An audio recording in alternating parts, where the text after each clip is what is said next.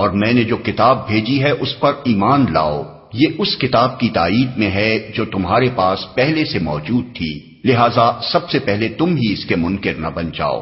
تھوڑی قیمت پر میری آیات کو نہ بیچ ڈالو اور میرے غضب سے بچو۔ تھوڑی قیمت پر میری آیات کو نہ بیچ ڈالو۔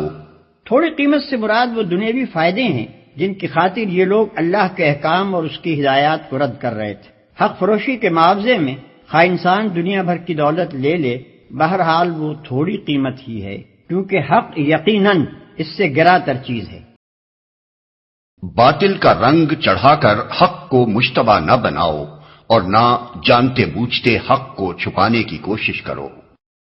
اس آیت کو سمجھنے کے لیے یہ بات پیش نظر رہنی چاہیے کہ اہل عرب بالعموم ناخواندہ لوگ تھے، اور ان کے مقابلے میں یہودیوں کے اندر ویسے بھی تعلیم کا چرچا زیادہ تھا، اور انفرادی طور پر ان میں ایسے ایسے جلیل القدر عالم پائے جاتے تھے جن کی شہرت عرب کے باہر تک پہنچی ہوئی تھی۔ اس وجہ سے عربوں پر یہودیوں کا علمی رعب بہت زیادہ تھا۔ پھر ان کے علماء اور مشائخ نے اپنے مذہبی درباروں کی ظاہری شان جما کر اور اپنی جھاڑ پھونک اور تعویذ گنڈوں کا کاروبار چلا کر اس رعب کو اور بھی زیادہ گہرا اور وسیع کر دیا تھا۔ خصوصیت کے ساتھ اہل مدینہ ان سے بے حد مرعوب تھے، کیونکہ ان کے آس پاس بڑے بڑے یہودی قبائل آباد تھے۔ رات دن کا ان سے میل جول تھا، اور اس میل جول میں وہ ان سے اسی طرح شدت کے ساتھ متاثر تھے جس طرح ایک ان پڑھ آبادی زیادہ تعلیم یافتہ،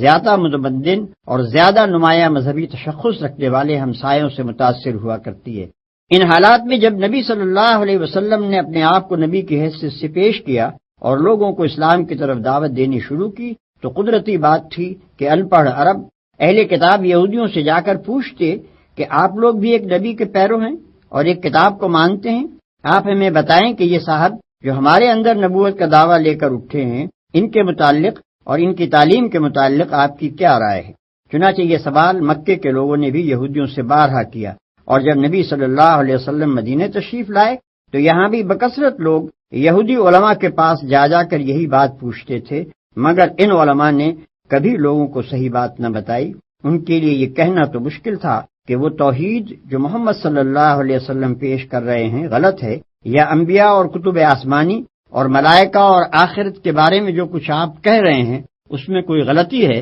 یا وہ اخلاقی اصول جن کی آپ تعلیم دے رہے ہیں ان میں سے کوئی چیز غلط ہے۔ لیکن وہ صاف صاف اس حقیقت کا اعتراف کرنے کے لیے بھی تیار نہ تھے کہ جو کچھ آپ پیش کر رہے ہیں وہ صحیح ہے۔ وہ نہ سچائی کی کھلی کھلی تردید کر سکتے تھے، نہ سیدھی طرح اس کو سچائی مان لینے پر آمادہ تھے۔ ان دونوں راستوں کے درمیان انہوں نے طریقہ یہ اختیار کیا تھا کہ ہر سائل کے دل میں نبی صلی اللہ علیہ وسلم کے خلاف، آپ کی جماعت کے خلاف اور آپ کے مشن کے خلاف کوئی نہ کوئی وسوسہ ڈال دیتے تھے، کوئی الزام آپ پر چسپاں کر دیتے تھے، کوئی ایسا شوشہ چھوڑ دیتے تھے جس سے لوگ شکوک و شبہات میں پڑ جائیں، اور طرح طرح کے الجھن میں ڈالنے والے سوالات چھیڑ دیتے تھے تاکہ لوگ ان میں خود بھی الجھیں اور نبی صلی اللہ علیہ وسلم اور آپ کے پیرووں کو بھی الجھانے کی کوشش کریں۔ ان کا یہی رویہ تھا جس کی بنا پر ان سے فرمایا جا رہا ہے کہ حق پر باطل کے پردے نہ ڈالو، اپنے جھوٹے پروپیگنڈے اور شریرانہ شبہات و اعتراضات سے حق کو دبانے اور چھپانے کی کوشش نہ کرو، اور حق و باطل کو خلط ملط کر کے دنیا کو دھوکہ نہ دو۔